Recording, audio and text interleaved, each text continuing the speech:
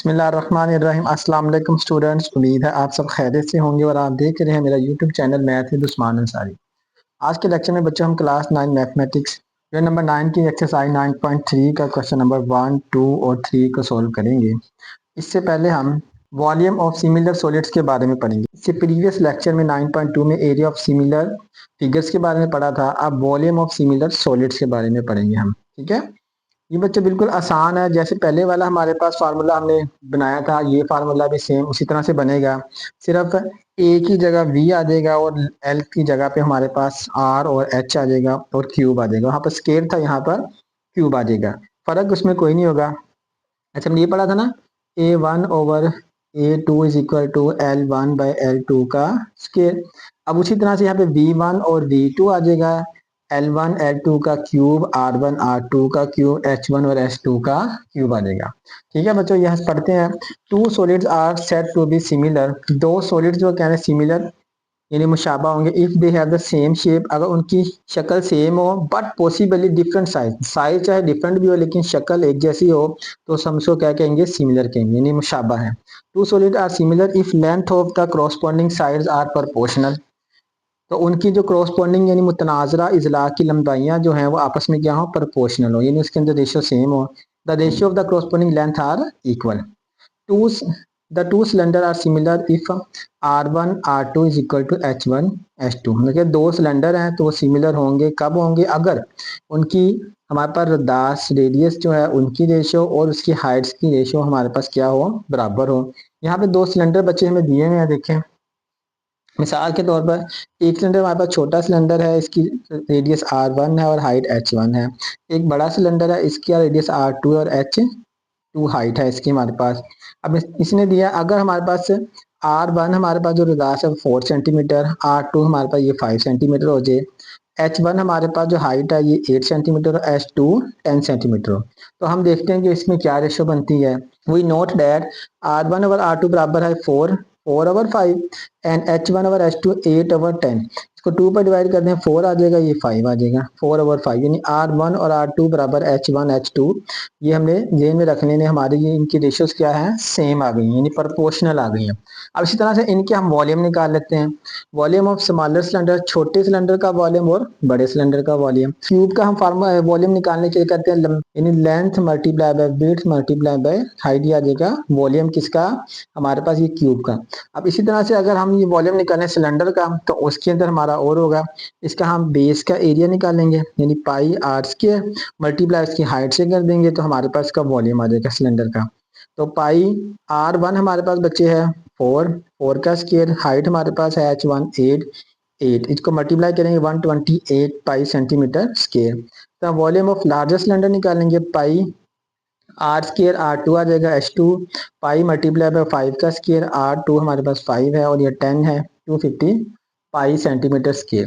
अब इनकी बच्चों रेशियो देख लेते हैं। Ratio of volumes V1 V2, V1 हमारे पास 128 पाई, 250 पाई, पाई पाई से कैंसिल हो जाएगा, 2 पर डिवाइड करेंगे 64, 2 पर करेंगे 125 और 64 हमारे पास है 4 का क्यूब, यानी 4 मल्टीप्लाई बाय 4 मल्टीप्लाई बाय 4 64। इसी तरह 5 5 और 5 यानी 5 मल्टीप्लाई बाय 5 और 5 125, यहाँ से आ जाएगा 5 की 3 और 4 की 3, ये 4/5 की 3 और 4/5 अगर हम गौर करें तो R1 और R2 4/5, H1 H2 4/5। तो यहाँ से हमारे पास दो फार्मूले बच्चे बन गए हैं।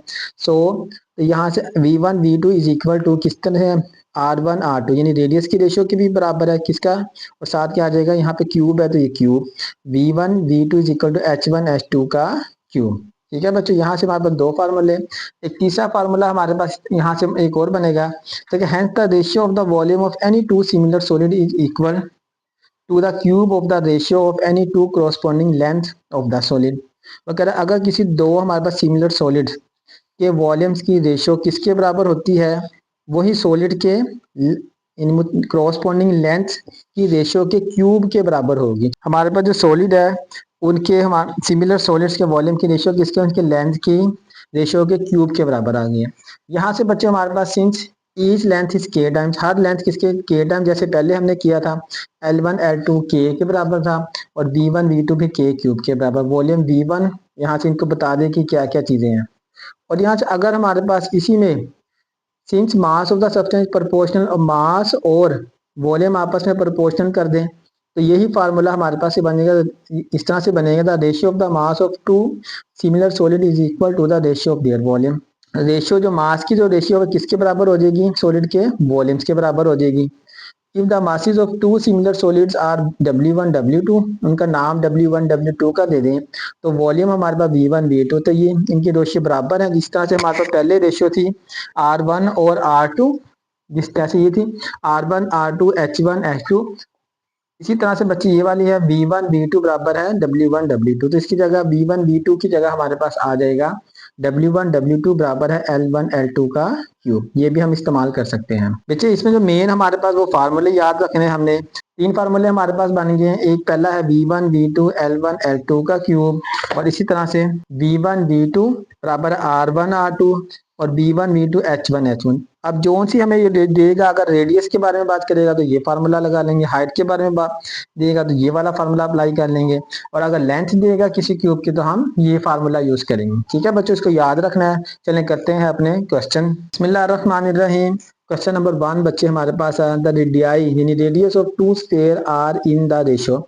दो हमारे पास जो रेडियस है रदासो यानी रदास की निस्बत है, वो स्फीयर कहते हैं कोई गोल चीज को, रो के रदास की जो हमारे निस्बत है 3:4 है। What is the ratio of their volume, इनके वॉल्यूम की रेशियो निकालनी है। अब देखिए फार्मूला V1 V2 बराबर रेडी रदास की बात कर रहे हैं R1 और R2 आ जाएगा, और इसका क्यूब हमने निकालना किया है। इनकी रेशियो बच्चे फाइंड आउट करनी है, बिल्कुल सिंपल। रेशियो ऑफ रेडियाई की हमारे पास दी है ऑफ स्फीयर्स 3:4।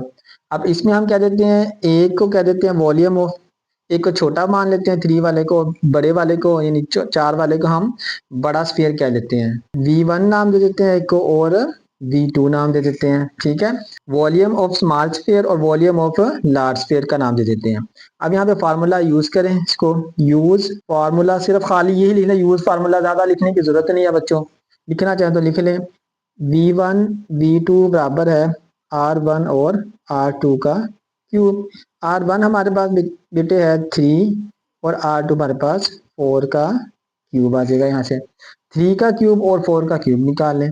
3 का क्यूब आ जाएगा 3 मल्टीप्लाई बाय 3 मल्टीप्लाई बाय 3, 3 3 9 9 3 27 27, और 4 मल्टीप्लाई बाय 4 4, यानी 4 3 12 में लिखना। अक्सर बच्चे ये करते हैं, अगर 3 का पावर 3 है 3 3 9, तो वो क्या हो जाता है गलत। अच्छा 4, इसका मतलब है कि हमारे 3 की पावर 3 है तो 3 को 3 टाइम्स मल्टीप्लाई करना है, 3 से मल्टीप्लाई नहीं करना। 4 4 16, 16 को 4 से करेंगे 64 आ जाएगा, यहाँ से 64। तो इसकी हमारे पास ये V1 और V2, तो इनकी रेशियो बेटे आ गए हमारे पास V1 ratio V2 is equal to 27:64, और ये हमारे पास इसका आंसर आ गया है। बिस्मिल्लाहिर्रहमानिर्रहीम। क्वेश्चन नंबर 2 है, टू रेगुलर टेट्राहेड्रन्स यानी दो हमारे पास जो है टेट्राहेड्रन कहते हैं जिनके 4 इजला हो। ठीक है, दो रेगुलर यानी मुनज्जम टेट्राहेड्रन है वॉल्यूम्स इन द रेशियो, उनका वॉल्यूम की जो रेशियो है 8 और 27 है। What is the ratio of there sides, उनकी हमने साइड्स की रेशियो निकालनी है। अब कोई भी टेट्राहेड्रन है रेगुलर तो उसकी साइड जो होगी उसको किससे डिनोट करेंगे, लेंथ हो जाएगी। सबसे पहले हमें गिवन क्या है, वॉल्यूम ऑफ रेशियो कितनी है, वॉल्यूम की रेशियो 8 और 27। अब इसको ये V1 का नाम दे दें, इसको V2 का नाम दे दें। यूज फॉर्मूला करेंगे, V1 V2 बराबर है।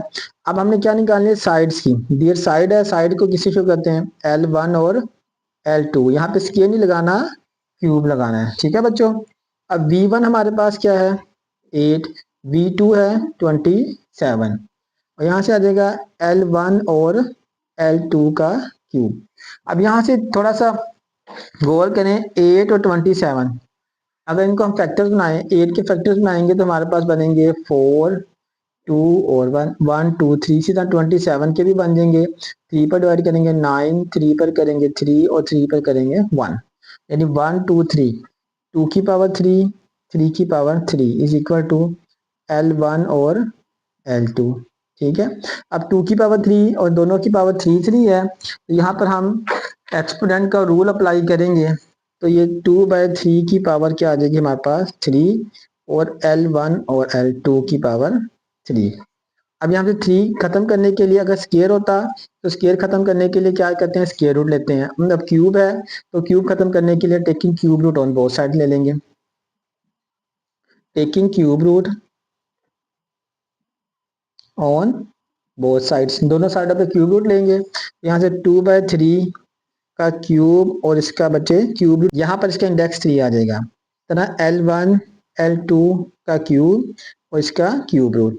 ठीक है, अब ये इससे कैंसिल, ये इससे कैंसिल, तो बचा हमारे पास 2/3 इज इक्वल टू L1 और L2।